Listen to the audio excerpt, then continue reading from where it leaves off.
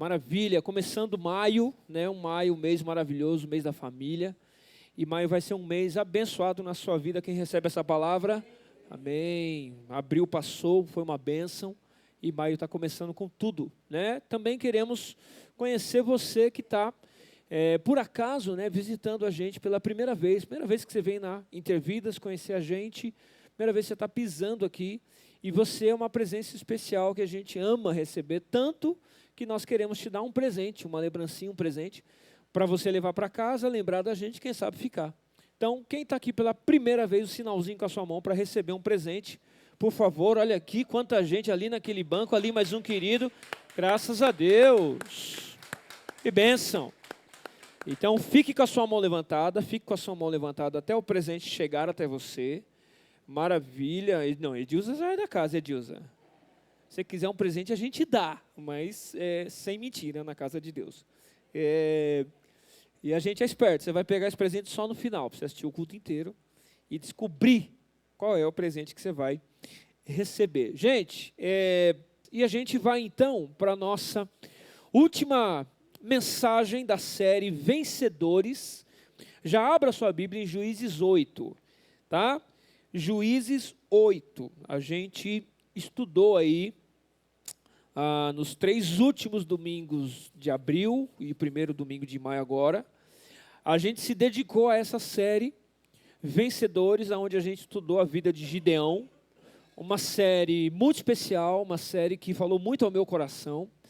De fato, ela é resultado de algumas devocionais que eu fiz em Juízes, e lendo o livro também do Timothy Keller, Juízes para Você. Um livro muito especial que eu recomendo a leitura.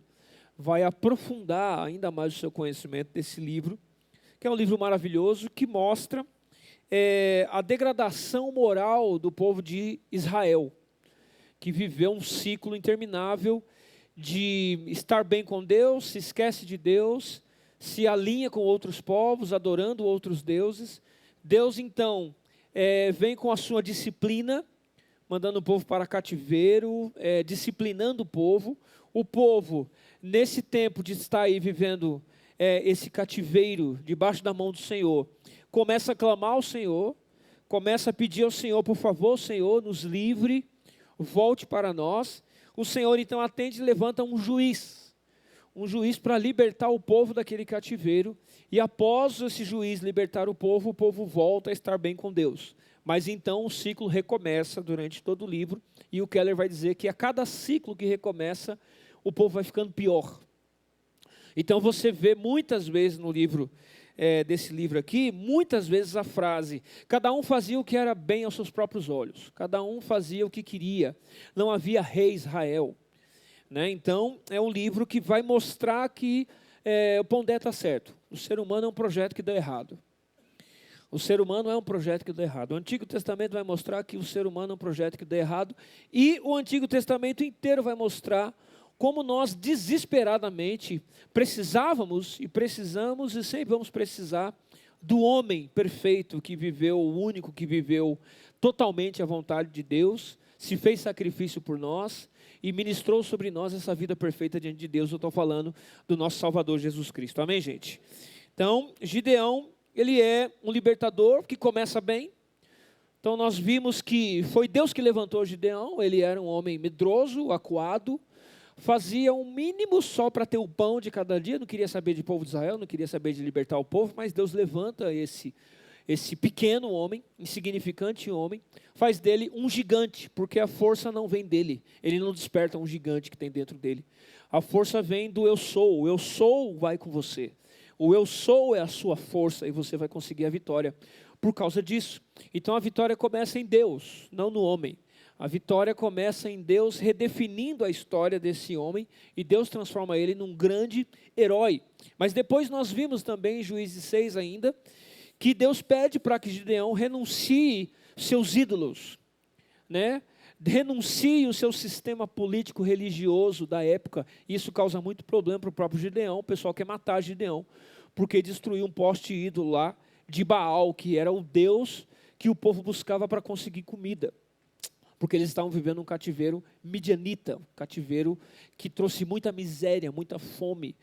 E aí Gideão vai lá e destrói esse poste ídolo, quase morre, mas Deus o livra. O Espírito do Senhor se apodera de Gideão, aquele homem que começa pequeno, com medo, acuado, insignificante, por causa do Espírito do Senhor, se torna um grande líder. Então o próprio povo de Israel, olhando para aquele cara insignificante, já não é mais um cara insignificante, porque o Espírito do Senhor está sobre ele, ou seja, estão olhando para um ungido do Senhor, para um líder, e respeitam Gideão, e seguem Gideão, e eles estão prontos para a guerra. Depois nós vimos em Juízes 7, que o Senhor faz uma limpa extrema no exército desse homem chamado Gideão. Ele consegue um exército de 32 mil homens, e Deus fala: Gideão, tem muita gente aí, vamos limpar. Faz o seguinte, quem tiver com medo, pergunta para a galera, quem está com medo pode ir embora. E ele pergunta, alguém está com medo de ir para a guerra? E quem tiver com medo vai conseguir agora um atestado de medo e pode ir para casa. E nessa, 22 mil levantam a mão, eu estou com medo. Eu não quero ir para a guerra não. 22 mil, e ele fica com um exército de 10 mil. Tá bom, mas Deus fala, não, não tá bom, tem muita gente ainda. Vamos fazer uma outra seleção aqui, que é o modo de beber água. Manda o povo beber água, esses 10 mil aí, e eu vou selecionar os que vão beber água de um jeito específico. Os que eu disser fica, os que eu disser vai, os que eu disser fica. E nisso 10 mil caem para um número, de 300 homens. Gideão fica com um exército de 300 soldados, só que ele vai enfrentar um exército midianita, amalequita e outros povos, de 131 mil homens. Então, na estatística, seria aí 450 homens para cada soldado. Né? Então, um número aí bem animador. Mas Gideão vai para a guerra com 300. E eles não pegam em armas, não pegam em lança, não pegam em espada, em escudo. Eles vão para a guerra com vaso, com tocha, e vão para a guerra para gritar. Gritar por próprio Gideão e pelo Senhor. E nisso eles vencem a guerra, porque o próprio Senhor intervém na luta e faz com que os midianitas se matem uns aos outros. Então a gente viu que quando você depende do Senhor, quando você se entrega ao Senhor, você alcança a sua vitória, você nem sequer precisa lutar, nem precisa pôr a mão, porque você tem um Deus que é um Deus que luta as suas batalhas e vence as suas batalhas. Amém, gente? E aí Gideão alcança a vitória, derrota um exército gigantesco, e aí a gente entra agora no último episódio da vida de Gideão, que, infelizmente, vai nos deixar mais lições e mais exemplos, porém são lições negativas. São exemplos do que não fazer, do que não viver, se você quiser terminar bem. Gideão é um camarada, gente, que infelizmente não terminou bem.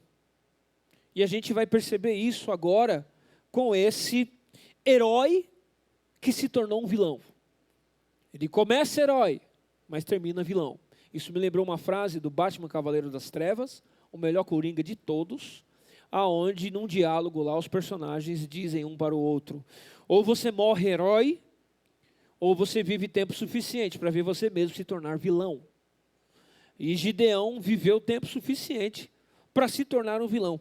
De fato, gente, o que eu percebo que por causa do coração de Gideão, a vitória de Gideão sobre aquele exército, e a vitória que Gideão vai conquistar, foi a pior coisa que aconteceu com ele. Por quê? Por causa do coração de Gideão. E isso fica um alerta para nós, Wagner. Se nós não estivermos com o coração no lugar certo, nossas vitórias podem se transformar em grandes fracassos. Porque nossas vitórias podem nos levar não para mais perto, mas para mais longe do Senhor. Então, eu penso do que estudei, que esse sermão é o mais importante de todos do que a gente viu aqui sobre Gideão. Por quê?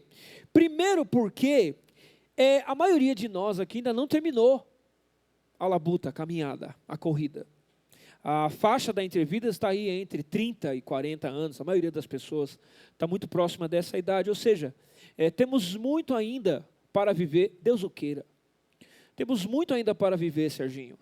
Então, é muito importante refletirmos sobre esse final da vida desse gigante que acabou se tornando um grande vilão. E segundo, porque eu vejo aqui em Gideão, nesse capítulo 8, um tom meio que eclesiástico.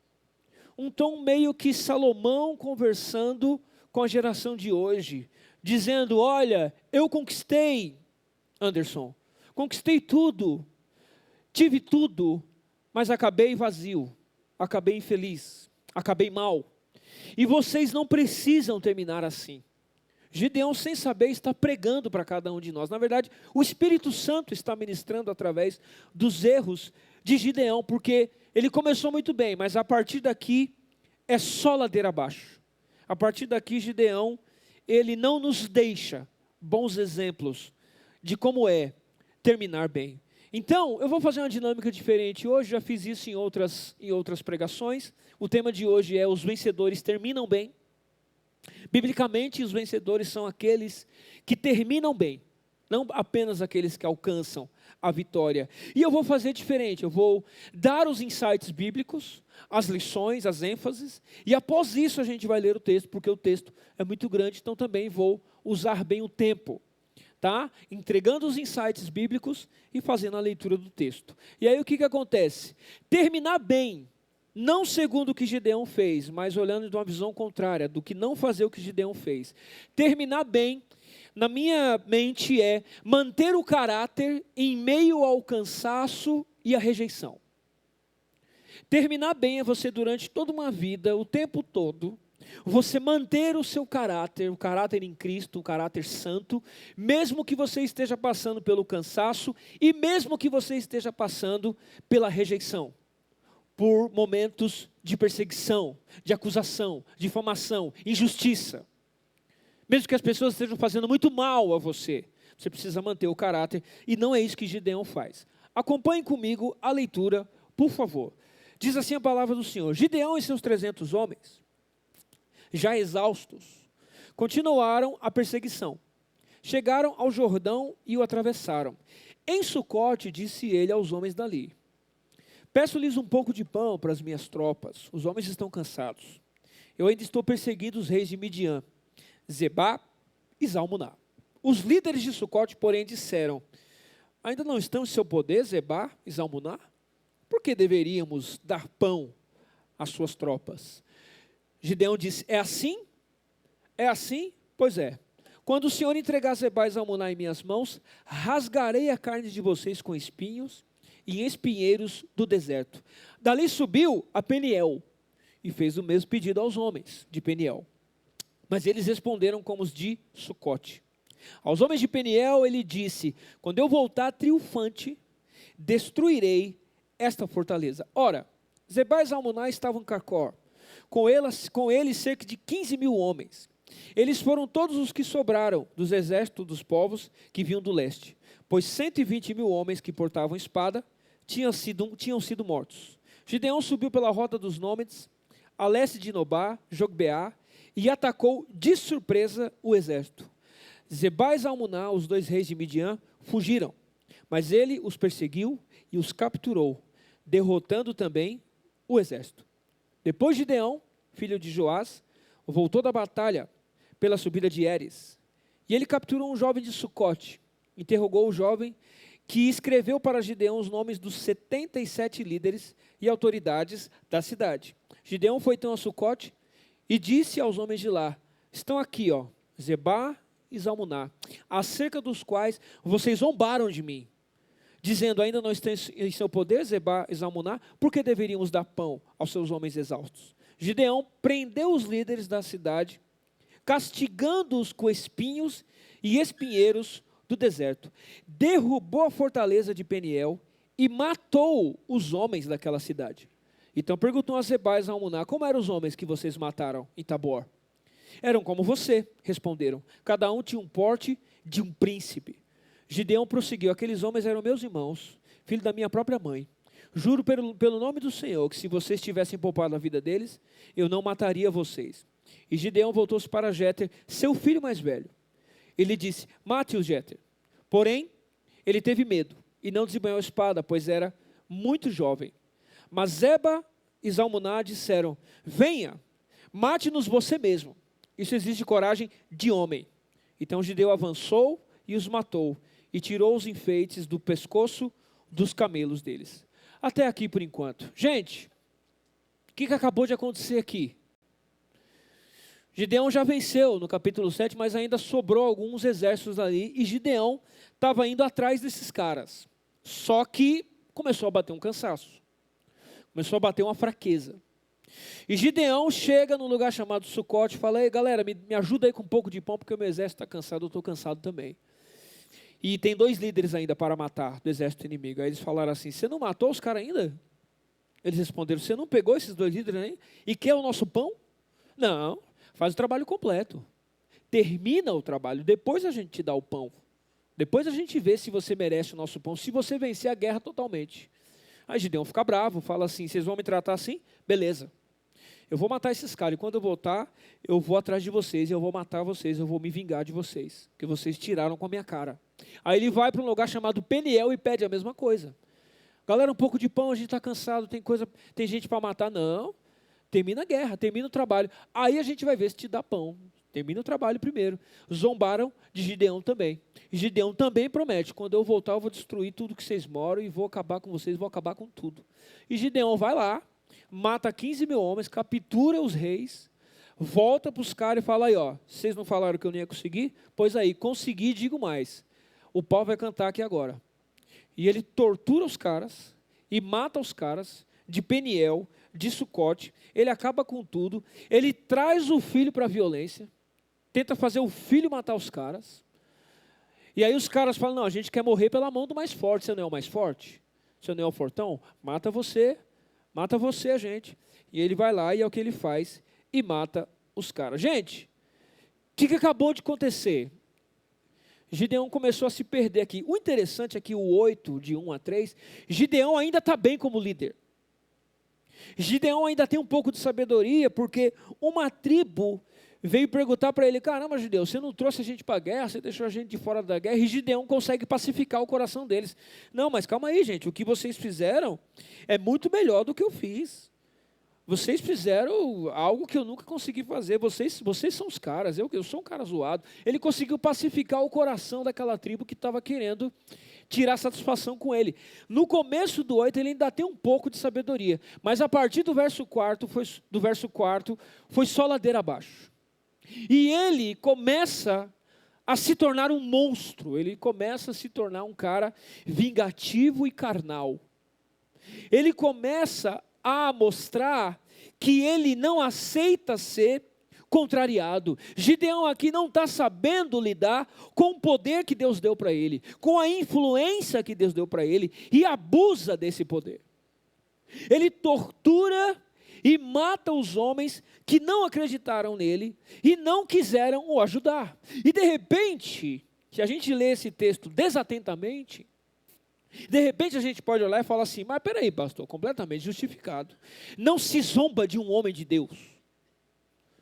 Eles fizeram piada com o homem de Deus, eles duvidaram de um homem de Deus, levantado por Deus. Não, esses caras, pastor, sinceramente, se fosse eu no lugar de Gideão, tinha feito a mesma coisa.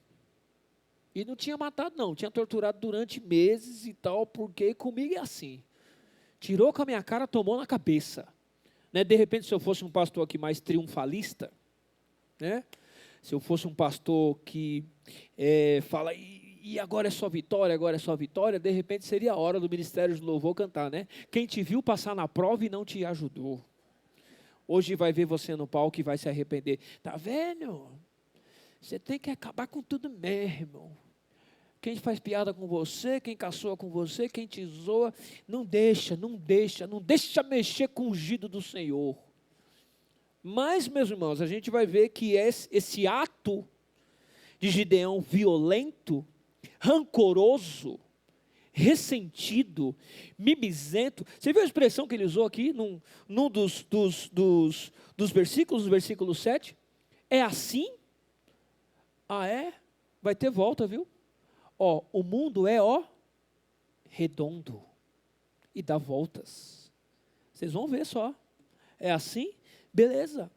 E aí, ele acha que está certo, e muitas vezes a gente pode achar que ele está certo, mas, se a gente começar a estudar esse texto, se a gente começar a perceber o que está acontecendo aqui, você vai ver que Gideão está matando homens de Sucote e de Peniel. Gente, eles eram da tribo de Gade, eles eram do povo de Israel.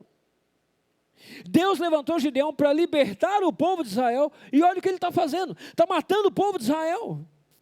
Ele está se esquecendo do porquê o Senhor levantou ele. E por quê? Por causa do seu coração vingativo, pecaminoso, e ele está abusando do seu poder, usando o seu poder para fazer justiça com as próprias mãos. Se fosse nos tempos de hoje, com certeza Gideão ia fazer de tudo para cancelar esses caras, para diminuir a popularidade desses caras. Se fosse nos tempos de hoje, com certeza Gideão ia criar um monte de fake news para gerar ódio na população, para a população ficar contra esses caras. Ia gerar um monte de mentiras. Então começou a abusar do poder, sendo que ele foi levantado por Deus, não para fazer isso com o povo dele. E por que isso? Porque Gideão, infelizmente, se deixou infectar pelas suas emoções negativas, vingativas, de ódio, de rancor, de ressentimento, de falta de perdão, falta de paciência. E isso aqui, meus irmãos, não é apenas sobre líderes. Existem líderes que fazem isso, claro que existem, de todas as áreas possíveis, Existem pastores que caem nesse pecado, existem. Mas isso aqui não é apenas sobre líderes, sobre posições de poder, mas isso também, gente, é sobre cada um de nós. Gideão é um reflexo do nosso próprio coração zoado e pecaminoso. Nós fazemos isso também em nossos relacionamentos. Nos esquecemos de porque Deus nos colocou nesse mundo, nas posições em que estamos. Quantos pais ou quantos maridos se esquecem de por que foram levantados por Deus, para que tipo de marido ser, para que tipo de pai ser, e abusam do poder, são violentos, são indiferentes, são homens que não tratam a sua mulher com amor, irresponsáveis, não cuidam, não amam, e com justificativas muito bonitas, não aceitam ser contrariados. Tem que ser os últimos a gritarem dentro de casa e quebrarem tudo, com justificativas muito bonitas. Quantas mulheres não se esquecem de por que foram levantadas como esposas e como mães? De repente você fala, nossa, que homem violento, eu nunca faria um negócio desse. Mas mata com as palavras, são violentas com as palavras. Palavras ofensivas, palavras que diminuem, que humilham. Palavras que machucam e que matam, porque a vida e a morte estão no poder da palavra. E quantas mães e pais descontam nos filhos suas iras, suas frustrações, com disciplinas que ultrapassam o limite, ou abandonam mesmo seus filhos, deixam seus filhos a Deus dará porque trabalha demais, e porque estão cansados, e porque precisam do seu tempo para assistir o seu futebol, e são pais ausentes, mães irresponsáveis. Nós fazemos isso, meus irmãos. Nosso coração é um coração pecaminoso, e muitas vezes nós mostramos o nosso coração, não quando tudo está bem, mas principalmente quando tudo está mal. Gente, perseguição, ofensa, desprezo, injustiça, indiferença, tudo isso sempre vai existir, sempre vai cair sobre as nossas cabeças. Sempre vão existir pessoas que vão falar mal de você, que vão te acusar, que vão contar mentiras sobre você, que vão te caluniar, que vão mentir para você. Eu não sei porque que nós como cristãos nos surpreendemos ainda. Por que isso está acontecendo comigo? O que eu fiz? Porque, meu irmão, me diga aí um pecado que Jesus cometeu. Só me diga um. Um pecado que Jesus cometeu. Nenhum. Onde colocaram Jesus? Numa cruz. Você não coloca heróis numa cruz. Heróis não são colocados em cruz. Vilões são colocados em cruz. O povo judeu, no final da vida de Jesus, enxergou Jesus como um vilão que deveria ser morto, anátema, maldito. A pior punição do Império Romano. Isso é para você ver como é ridículo o julgamento da população. Isso é para você ver como é ridículo o julgamento da maioria, do povo. A pior coisa que já inventaram foi a voz do povo e a voz de Deus. Colocaram Jesus numa cruz, Jesus sofreu calúnia, foi perseguido, difamado, surrado, humilhado. Se fizeram isso com Jesus, que não cometeu nenhum pecado, quiçá cada um de nós que somos grandes pecadores miseráveis. O próprio Jesus prometeu: no mundo tereis aflições, vocês vão passar por isso. Mas não se esqueça, vocês precisam ter bom ânimo, porque Jesus Cristo venceu o mundo. Amém, gente? Então a gente já deve esperar por isso. A gente já deve esperar sofrer pressões, perseguições, inimigos vão se levantar dia e noite, mas você precisa manter o seu caráter santo, imaculado, irrepreensível diante do Senhor, como Jesus foi uma ovelha muda. Uma ovelha muda, por isso, cuidado com as suas atitudes, com as suas palavras, prefira o dano, porque cada decisão sua vai ter uma consequência. E a gente gosta de dizer: mas não foi a minha intenção. Eu não tive intenção, Alaide. Não quis te machucar, não quis te humilhar. Não foi a minha intenção. Queridos, nós somos muito mais as nossas ações do que as nossas intenções. Aliás, de boas intenções, o caldeirão do Hulk está cheio. De boas intenções. Agora grave isso aqui. Se você puder, anote essa frase. Anote essa frase, porque as consequências que nós vamos sofrer em nossas vidas, elas não vão acontecer em cima das nossas intenções, mas as consequências acontecem em cima das nossas ações. 3 coisas não voltam atrás: a flecha lançada, o leite derramado e a palavra dita. Eu não tive intenção, mas foi o que você fez, meu irmão. Foi o que você fez. Você quer terminar bem? Quer terminar bem, não apenas alcançar suas vitórias, mas terminar bem. Tome muito cuidado com o seu coração. Tome muito cuidado com as suas decisões. Tome muito cuidado com as suas ações, principalmente nos ventos contrários. Principalmente quando chegarem os inimigos, principalmente quando chegar o tempo ruim. Aliás, em tempos ruins não são tempos para tomar decisões. Grave isso, anote isso. Quando tudo estiver mal, quando tudo estiver ruim, quando bater o desespero, quando você estiver num beco sem saída, não tome decisões. Ore muito, espere muito, porque cada decisão vai ter consequências. E podem ser consequências horríveis e negativas sobre essas que aconteceram sobre Gideão. Terminar bem é manter o caráter santo e imaculado, mesmo que você esteja cansado, mesmo que você esteja sendo rejeitado, perseguido. É assim que a gente termina bem, mas o texto continua. E o texto vai também ministrar aos nossos corações que terminar bem, e não foi isso que Gideão fez, mas terminar bem é terminar inspirando adoração a Deus e não aos homens. Terminar bem é uma vida que inspira adoração ao Senhor, a Jesus, e não aos homens. Olha o que Gideão faz no final da sua vida. Os israelitas disseram a Gideão: reine sobre nós. Claro, ganhou tudo, matou todos os inimigos. Reine sobre nós, você, seu filho, seu neto, uma dinastia. Pois você, olha, presta atenção nessa frase, pois você nos libertou da mão de Midian. Aí Gideão responde: não reinarei sobre vocês. Respondeu Gideão: nem meu filho reinará sobre vocês. O Senhor reinará sobre vocês. Que resposta bonita. Mas no 24 ele prossegue e fala assim: mas eu lhes faço um pedido. Que cada um de vocês me traga um brinco ou parte dos seus despojos de guerra. Os israelitas costumavam usar brincos de ouro. E aí eles responderam: claro, de boa vontade daremos a você. Então estenderam uma capa e cada homem jogou sobre ela um brinco tirado dos seus despojos. O peso dos brincos de ouro chegou a 20,5 kg, sem contar os enfeites, os pendentes, as roupas de púrpura que os reis de Midian usavam, os colares que estavam nos pescoços dos seus camelos. Gideão usou o ouro para fazer um manto sacerdotal, ou um éfode, depende da sua Bíblia, que ele colocou em sua cidade em Ofrá.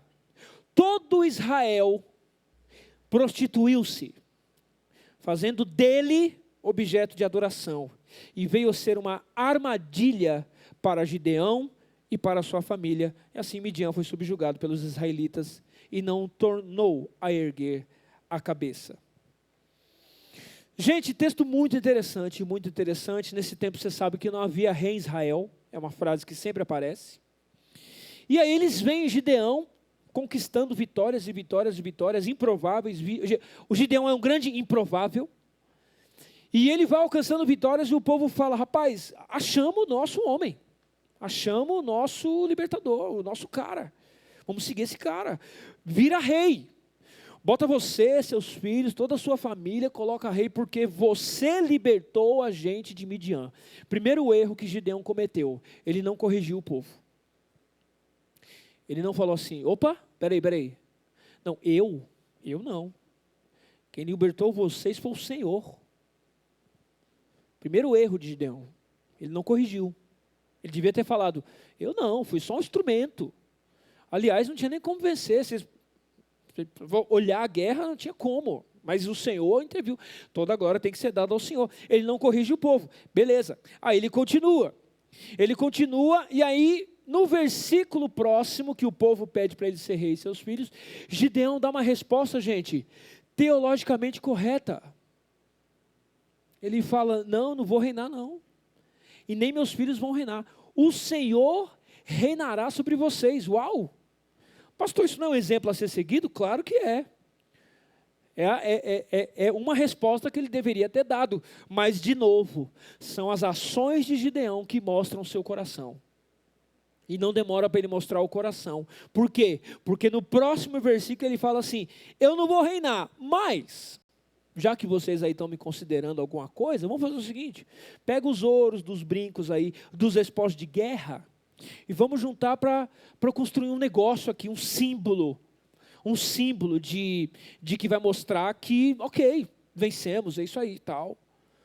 E aí ele pega e constrói um objeto sacerdotal, uma manta sacerdotal. Gente, aonde está escrito, que a gente estudou aqui, 6, 7, 8, onde está escrito que Deus chamou Gideão para ser sacerdote? Aonde? Deus levantou Gideão para ser juiz libertador. Você vai libertar o povo, você vai lutar e ganhar a guerra para o povo. Onde é que está escrito que você vai ser um sacerdote? Ele começou a perder a mão, começou a subir a cabeça. Começou a querer fama demais. E ele construiu esse objeto e ele colocou em sua cidade, Ofrá. E por causa disso que ele faz, o resultado não foi santificação, Miriam. O resultado não foi um povo inclinado ao coração de Deus. Não, vai dizer que Israel se prostituiu. E junto com ele, todo Gideão em sua casa, isso foi um negócio que você viu como pedra de tropeço. Gente, Gideão está viajando demais aqui. Demais. Primeiro, que se você lembrar da série, lá em 6:34, eu não sei se você lembra quando Deus fala assim para Gideão, você vai destruir o poste ídolo de Baal. Lembram disso? Lembram? Você vai destruir o poste ídolo de Baal. Com essa madeira que você destruiu, essa madeira que você pegou e você destruiu, você vai fazer um altar para mim. E eu lembro que eu mencionei alguma coisa do tipo, não era hora de Deus mandar falar, e queima essa madeira, porque essa madeira é do capeta. Essa madeira foi consagrada a Baal, é madeira podre, joga tudo isso fora. Não, Deus fala assim, a mesma madeira. A mesma madeira. Por quê? Porque Baal nunca foi dono da madeira. A madeira nunca pertenceu a Baal. O diabo não é dono de nada. Não existe coisa que o diabo domina. O diabo não é dono de nada. Nem do próprio inferno, acredite se quiser. Ele não é dono nem do próprio inferno, porque no inferno ele vai sofrer igual os pecadores condenados. E aí, você percebe que Deus naquele episódio estava ensinando o que para Gideão? Ei, o que é meu, não use para adorar outros deuses. O que pertence a mim, devolva a mim como adoração. Agora, o que Gideão está fazendo? Ele está pegando o ouro de guerra, do despojo de guerra, que Deus deu a vitória para ele. Não foi ele que conseguiu, foi Deus que deu. Ele está pegando esse ouro de guerra e está usando para construir algo que vai gerar adoração para o homem e não para Deus. E vai gerar adoração para o homem e não para Deus. E outra coisa, muito provavelmente Gideão vestiu essa roupa sacerdotal. Muito provavelmente, não está escrito isso, mas muito provavelmente ele colocou essa estola sacerdotal para receber o quê? Respeito, adoração, admiração. Quando na verdade lá atrás, no capítulo 6 está escrito um momento em que o Senhor está chamando Gideão, está escrito que o Espírito do Senhor foi derramado sobre Gideão. Ali, na palavra hebraica, se você for estudar hebraico, você vai ver que essa palavra que o Espírito se derramou sobre Gideão, vai dizer que o Espírito vestiu Gideão, como se fosse uma armadura de Gideão. Tanto é que, para quem estava olhando para Gideão, Gideão mudou. Não é mais um homem comum, é alguém que tem a presença do Espírito Santo de Deus. Quando uma pessoa pequena, insignificante, que ninguém liga, que nem sabe quem é revestida do Espírito Santo, ele se torna alguém que é um gigante, alguém a ser respeitado, alguém a ser admirado. Só que Gideão se esqueceu disso e está forçando um respeito, uma admiração a partir de um ouro que não foi ele que conquistou, foi Deus que deu para ele. E como nós somos parecidos com Gideão. Como o meu coração e o seu coração é parecido com o de Gideão. Por quê? Porque a gente muitas vezes prefere se vestir, a gente prefere as aparências deste mundo, a gente prefere os tesouros desse mundo, a gente prefere se mostrar com as glórias desse mundo, do que ser revestido pelo Espírito Santo de Deus. Isso é sobre nós, meus irmãos. E igual Gideão, a gente gosta e a gente prefere usar os tesouros que Deus nos dá, não para promover a adoração ao Senhor, mas para promover a adoração a nós mesmos. Você se esqueceu que quem te deu o seu salário, o seu dinheiro, o seu trabalho foi o Senhor? Gideão se esqueceu e nós também nos esquecemos. Você se esqueceu disso. E gosta de se revestir como aquele que tem dinheiro, como aquele que tem salário, como aquele que tem ganhos. Resultado do meu trabalho, ó. Trabalhei e conquistei. Meu irmão, você só acordou todos os dias para trabalhar porque o Senhor estava sustentando a sua vida. Você esqueceu que foi Deus que te deu suas posses, seu carro, sua casa, a roupa que você veste, o ar que você respira. Você se esqueceu? Gideão se esqueceu e nós também nos esquecemos. Você se esqueceu que os seus dons e talentos, sua inteligência, seu networking, sua facilidade de comunicação, seu raciocínio lógico, sua criatividade, seu dom de tocar, cantar, decorar, saber resolver as coisas do computador, tudo o que você faz e pode fazer e faz bem, faça bem. Você tem, porque foi o Senhor que te deu, mas a gente se esquece disso. Durante uma época eu me esqueci que os dons e talentos que Deus me deu eram para glorificar o Senhor.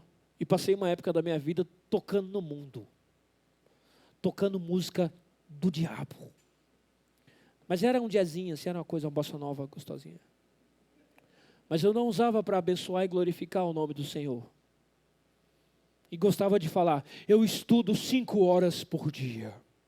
Eu estudo 7 horas por dia. Uau! Uau! Eu lembro de uma vez que eu tive uma tendinite que a minha mão ficou desse tamanho aqui. Desse tamanho. Falei, eita. E minha mãe, mulher de Deus, sempre do meu lado, falou assim, foi Deus que deu esse dom para você, hein? Quando é que eu vou ver você tocando na igreja? Não, mãe. Preciso tocar para o mundo, preciso ganhar meu dinheiro, eu preciso... Até que Deus falou assim, chega. O que você tem, o que você é, tudo que você possui, deve ser usado para a glorificação do meu nome. O grandão falou aqui sobre tempo. Tempo. Deus te deu um tempo. E quanto tempo você dá para Deus? Ah, eu não tenho tempo, pastor. Então Deus errou. 24 horas foi pouco. Deus está errado. Deus está errado. Teve um que disse que Deus estava errado também, chamado Caim. Caim falou, Deus está errado em rejeitar a minha oferta e aceitar do meu irmão. Eu vou resolver isso aí. Então Deus está errado. Não, Deus está errado não, meu irmão. É nós que nos perdemos.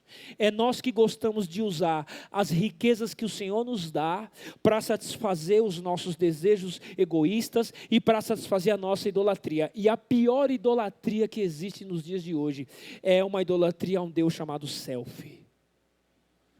Chamado eu mesmo. E é meio que aqui nesse lugar que Gideão está. Então, meu irmão, muito cuidado. Muito cuidado, alinhe suas palavras, alinhe o que sai da sua boca com as suas ações. Quanta religiosidade falsa se esconde em frases bonitas. Quanta religiosidade falsa se esconde em frases bonitas. Toda glória ao nome do Senhor. Para Ele, para mim não, para Ele. é ele. Para mim não, mas um pouquinho para mim. Na verdade tem a ver comigo, mas nas minhas palavras não, é para ele, é para ele, é para ele. Deus já está avisando isso há muito tempo, desde o Antigo Testamento. Seus lábios me honram, mas o coração está longe. Quanta idolatria ao selfie está escondida atrás de uma boa teologia. Uma teologia correta, mas por trás uma idolatria ao selfie, uma adoração a nós mesmos e não ao Senhor. Então, Gideão nos mostra que ele tem aqui uma espiritualidade que até começa em Deus, mas termina no homem. Ou seja, Deus se torna um meio para um fim, e o fim é a adoração ao próprio homem. E o curioso é você ver que os maiores embates que Jesus teve, os maiores inimigos de Jesus não foram ladrões, não foram prostitutas, não foram gente que cobrava imposto demais. Os maiores inimigos de Jesus, se você ler os 4 evangelhos, você vai ver que Jesus teve embates muito sérios e muito violentos com fariseus religiosos. E você, meu irmão, quando você conta suas histórias de superação e de alegria e de conquistas, quanto crédito você dá ao Senhor? Quanto? Ou é tudo sobre você? Ou é tudo sobre o que você fez? Ou é tudo sobre as suas capacidades? Você é alguém que está promovendo num ambiente que está glorificação ao nome do Senhor? Na igreja, no trabalho, na faculdade, em casa? Você é alguém que leva a sua família a glorificar o nome do Senhor, dizendo para os seus filhos: ei, está vendo esse teto, está vendo essa casa, está vendo esse carro, está vendo essa comida, está vendo tudo isso daqui? É o Senhor quem tem dado para o papai, é Ele quem tem nos sustentado. Isso tem sido realidade na sua vida, ou você só é crente daquela porta para dentro? Aqui um cristão, lá dentro só Deus sabe o que é. Eu lembro da história de um menino que estava no velório do pai dele, e as pessoas dizendo: era um homem de Deus, era um homem maravilhoso, era um homem bondoso, era um homem paciente. O filho chegou na mãe: mãe, a gente errou de velório, não é o do papai, é de outra pessoa. Não, porque o pai não é nada disso não, mãe. O pai é o pior capeta que existe na face da terra. Quem é você quando ninguém está olhando? Terminar bem é terminar fazendo as pessoas olharem para Deus. Terminar bem é terminar fazendo as pessoas olharem para você, mas tendo seus corações voltados para Deus e não para o homem, porque nunca foi, nunca será sobre nós, sempre será tudo a ver com Ele. Amém, gente? Isso é terminar bem, e Gideão não é um exemplo para nós. Em último lugar, uma última lição negativa de Gideão. Ele termina não com uma lição positiva, mas negativa. A primeira lição negativa, vamos lembrar, ele não mantém um caráter santo, não mantém um caráter de Deus, quando está cansado e quando sofre rejeição. Ele não é alguém que termina promovendo glorificação ao nome do Senhor, mas glória aos homens, e isso acaba fazendo Israel se prostituir em idolatria. Mas Gideão, ele vai nos mostrar que terminar bem é deixar um bom legado, e infelizmente não é o que Gideão deixa. Terminar bem é deixar um bom legado. Olha como o texto termina. Durante a vida de Gideão, a terra desfrutou paz. 40 anos. Jerubaal, Gideão também, lembra que o nome dele trocou, filho de Joás, retirou-se e foi para casa onde ficou morando. Teve 70 filhos, todos gerados por ele, pois tinha muitas mulheres. E vocês fazendo piada comigo, porque eu tenho 4 filhos. Meu irmão, é fralda para dar de rodo. Pensa chacrete para essa galera aqui. Não tem carrão, tatuapé que aguente. 70 filhos. Ele teve muitas mulheres. Continuando. Sua concubina que morava em Siquém, também lhe deu um filho a quem ele deu o nome de Abimeleque. Daqui a pouco você vai ver o que significa Abimeleque. Você vai ver o significado de Abimeleque, que vai mostrar o coração de Gideão. Vai mostrar o coração de Gideão. E Gideão, filho de Joás, morreu em idade avançada e foi sepultado no túmulo do seu pai Joás, em Ofrá do Abiesritas. Logo depois que Gideão morreu, o que aconteceu com o povo de Israel? Os israelitas voltaram a prostituir-se com os Baalins. Baalins é Baal. Gente, o povo voltou ao mesmo Deus que Gideão já tinha destruído o poste ídolo antes. O povo não avançou, recuou. Lembra que eu falei que a cada ciclo novo, mais degradação moral. Tanto é que o livro de Juízes não termina com o juiz libertando o povo de Israel. O livro de Juízes termina com uma história, gente, de uma degradação moral que não dá nem para fazer filme sobre isso.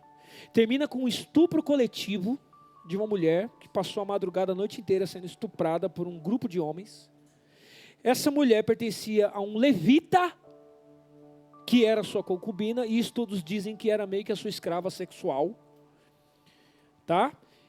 E aí o que acontece? Esse levita pega e corta o corpo dessa sua serva em 12 pedaços e espalha os pedaços pelas 12 tribos de Israel para comunicar. Olha o que aconteceu com a gente. Olha a loucura que atingiu o povo de Deus. Olha o nível de degradação moral, Miriam, do Velho Testamento. O que a gente faz hoje é piada perto do que acontecia no Velho Testamento.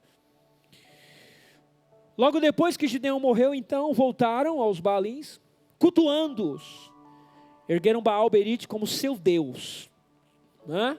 E não se lembraram do Senhor, do seu Deus, que os tinha livrado das mãos dos seus inimigos em redor.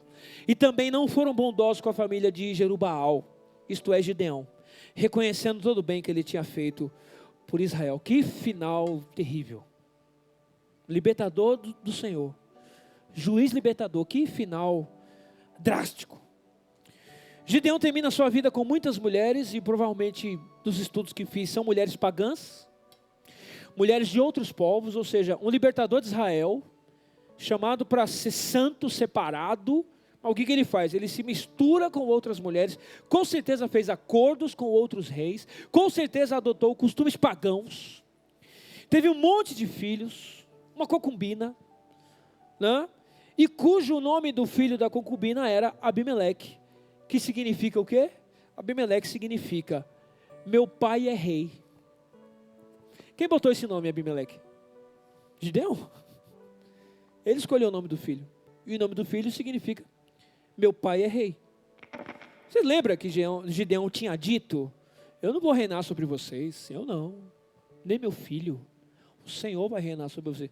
Mas as ações mostram diferente, mostrou o coração.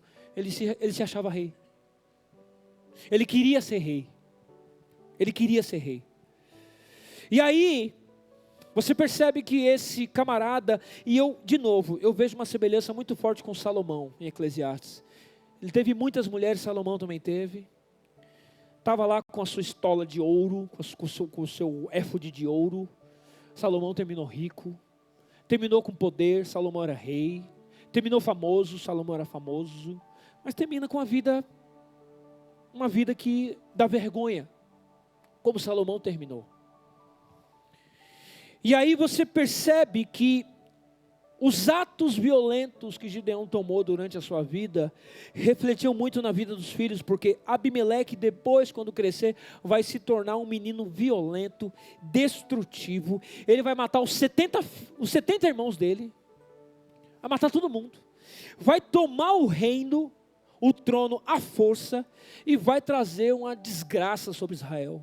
Ou seja, é o que ele herdou do pai, reflexos do pai, além de toda a idolatria que Israel acaba se metendo no final.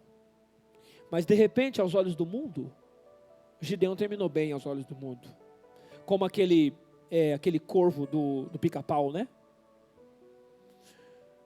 Iates, carros, mulheres, dinheiro, comida, mulheres, né? Fama, mulheres. De repente, aos olhos do mundo, Gideão é o cara. Mas aos olhos bíblicos, Gideão não deixa um bom legado. Gideão, ele conseguiu, infelizmente, no final de sua vida, errar em todas as áreas. Errou como líder, errou como juiz, errou como libertador, se meteu a ser sacerdote, errou como exemplo, errou como marido, teve casamentos poligâmicos, coisa que Deus não concorda e nunca mandou ele fazer isso. E errou como pai.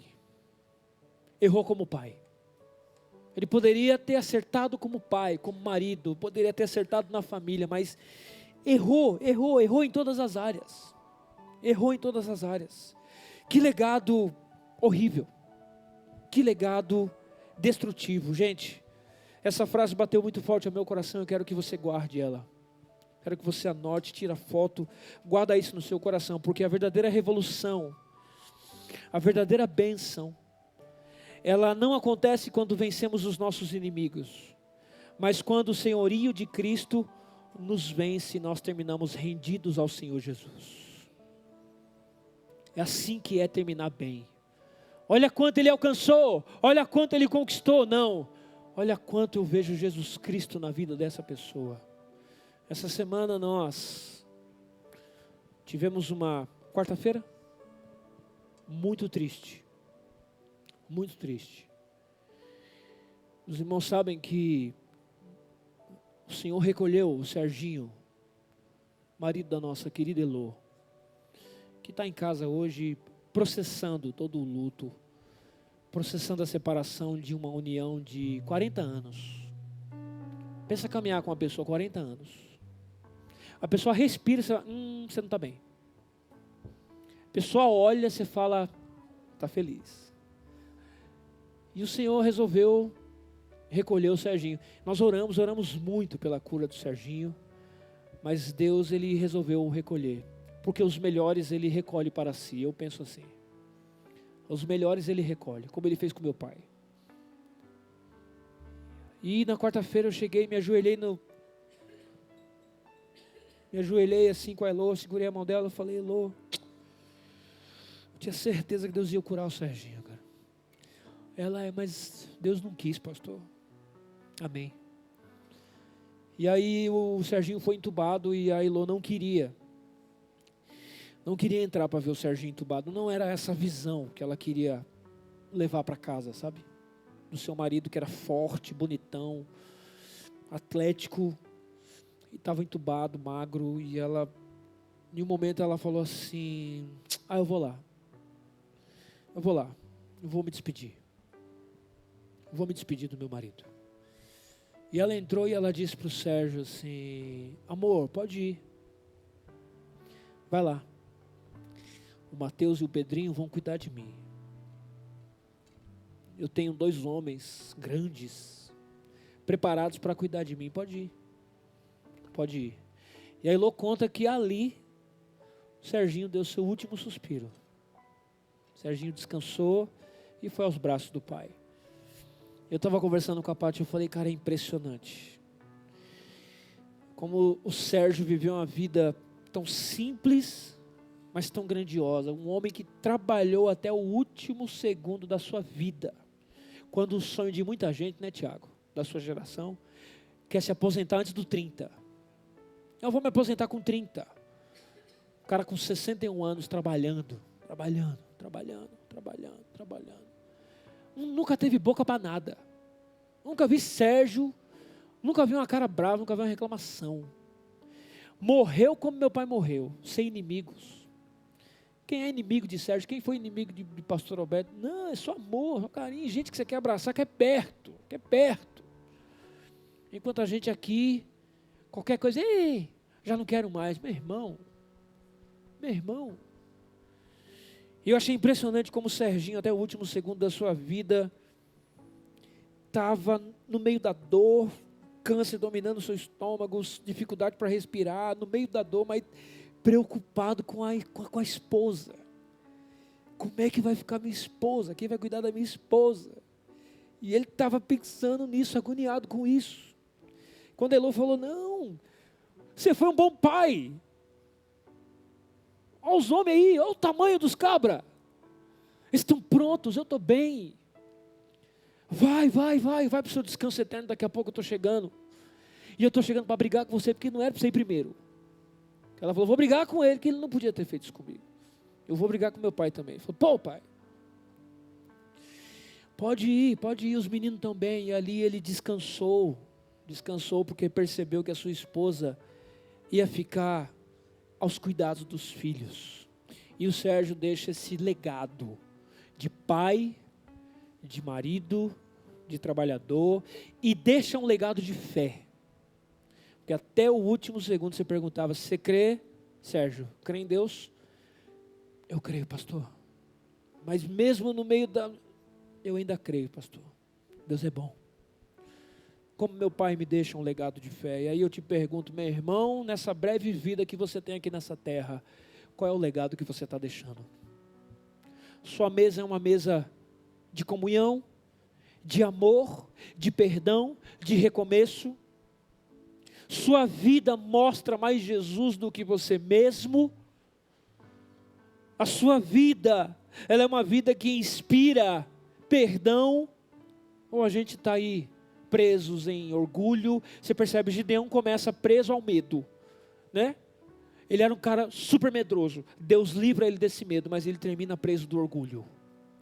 São dois problemas que a gente tem que fugir: do medo e do orgulho, para encontrar descanso do Senhor. E aí fica esse legado de uma história que reflete a história de Jesus Cristo, porque Jesus na cruz, Ele falou: perdoa, eles não sabem o que fazem. Mãe, eis aí teu filho, fez, eis aí a tua mãe. Terminou cuidando, terminou consolando. E a gente em vida não faz isso. Por que não? Que o nosso maior legado, igreja, não seja o de um sucesso em cima de monturos de ouro. Que o nosso maior legado não seja o sucesso de casas e carros. Que o nosso maior legado não seja de títulos ou de cargos. Que o nosso maior legado seja um legado de renúncia abaixo da cruz de Jesus. Que tal começar hoje uma nova história na sua vida para deixar um bom legado? Pastor, não estou deixando um bom legado. Começa hoje, meu irmão. Hoje você tem a chance de viver algo novo na sua vida, porque a morte vai chegar, a morte vai vir. Tolo, está juntando tesouros, tolo, está guardando rancor no seu coração, tolo. Essa noite lhe pedirão a tua alma, e tudo que você tem vai ficar para quem? Que tal você investir em tesouros eternos, que nunca são tirados, e tesouros que inspiram, de adoração, de uma vida leve, de perdão, de abraço, de deixa para lá, meu irmão, está perdoado, que o mais importante é estar junto do que está certo. Mais importante, casal, é estar junto do que está certo. Mais importante, igreja, é estar junto, vivendo comunhão, do que está certo. E que tal deixar um bom legado, começando pela sua casa. Um bom legado para sua esposa, um bom legado para o seu marido, um bom legado para os seus filhos, um bom legado para os seus netos, um bom legado para as pessoas que estão à sua volta. O Espírito Santo quer que você viva algo novo, amém, gente? Porque é um legado que você vai viver daqui até o final, para quando chegar no final, você declarar como o versículo que está na lápide do Sérgio: combati o bom combate, completei a carreira, mas guardei a fé. Hoje começa a nova história do seu legado, um legado que você vai deixar para marcar essa geração, amém, gente? Fique de pé no seu lugar. Se essa palavra falou contigo, e você quer deixar um legado para essa geração, um legado de uma vida que se rendeu ao Senhor Jesus, um legado de fé, de amor, de perdão, tem um cartão na sua frente, que é o cartão do Ministério Intro, para você colocar o seu nome e seu telefone. De repente você já conhece Jesus, mas está longe. O lábio até proclama, mas o coração está longe e quer voltar a caminhar perto de Jesus. Assina esse cartão. De repente você está aqui e ainda não é batizado e quer se batizar, quer participar da festa nas águas. Tem um cartão na sua frente, assine ele, entregue lá para o Lucão, aquele nome bonito lá, ó. Entrega para o Lucão, e nessa semana a gente vai te mandar uma mensagem. Essa igreja vai caminhar com você, essa igreja vai te ajudar a construir um bom legado. Essa igreja quer marcar você com um legado de amor e de cuidado e de comunhão. Essa igreja quer te ajudar a conhecer mais o Espírito Santo de Deus, a viver algo totalmente novo. Coloque suas duas mãos no seu coração. Coloque suas duas mãos no seu coração. Senhor Jesus, Espírito Santo de Deus, desce sobre nós, Espírito Santo de Deus. Nos reveste, ó Pai. Nos reveste, ó Pai, e muda a nossa mentalidade, muda os nossos pensamentos, ó Pai. Há pessoas aqui que estão tendo, ó Deus, pensamentos maus, pensamentos ruins, pensamentos de morte, de desânimo, tristeza. Há pessoas aqui que são dominadas pela ansiedade, Senhor. Quebre essas cadeias agora nessa manhã, em nome de Jesus. E nos faça, ó Deus, erguer os olhos para além dos montes, para o alto, porque é de lá que vem o nosso socorro. Ah, Senhor Jesus, fortalece vidas aqui nesse lugar, ó Pai. Tira todo medo, mas tira também todo orgulho. Senhor, nos faça dominar sobre as nossas emoções. Nos faça refletir a vida de Jesus Cristo, ó Pai, que foi paciente, foi sábio, amoroso. Ele perdoou, Ele amou até o fim e amou até a morte de cruz. Não há, ó Deus, nenhum amor maior do que esse, que se entrega até a morte de cruz. Ele deixou as 99 só para me encontrar. Que nós possamos refletir esse amor, ó Pai, a partir da nossa mente e dos nossos lábios. Transforma as nossas palavras, Senhor. Que sejam palavras não de morte, ó Pai, palavras não de ofensa, de humilhação, mas palavras, ó Deus, de bênção, de esperança, de alegria, de paz. Porque a morte e a vida estão no poder da palavra, e nós hoje, ó Pai, queremos ser agentes de vida, da vida eterna que há em Cristo Jesus. Porque nós queremos, ó Deus, terminar bem. Nos dê a bênção, ó Pai, de terminar bem. Nós não queremos ser pedra de tropeço, nós não queremos ser escândalos, nós queremos ser bênçãos, ó Pai. Nós queremos terminar, ó Pai, como muitos aqui, que até mesmo em sua velhice glorificam o nome do Senhor. São pessoas que nos fazem olhar para Deus e glorificar o seu nome, ó Pai. Muda histórias aqui nesse lugar, nos dê novos destinos, ó Pai. Porque hoje começa a história de um legado que nós deixaremos para essa geração. Um legado que reflete a glória do Senhor. Faça isso em cada indivíduo, em cada família, em cada um que está aqui nessa manhã. E que o amor infinito e ousado de Deus, que a graça do nosso Senhor Jesus Cristo e que as doces consolações do Espírito Santo seja conosco, não apenas hoje, durante a nossa semana, em nossos lares, em nossos trabalhos, em nossa vida privada e durante todo o nosso viver. Essa é a nossa oração, em nome de Jesus. Amém, amém, amém. Você vai terminar bem, você vai terminar bem e deixar um legado maravilhoso para a glória de Deus. E dê um abraço quem está do seu lado, dê um abraço quem está do seu lado, diga: Deus abençoe, a gente se vê, Deus abençoe, Deus abençoe e Deus abençoe.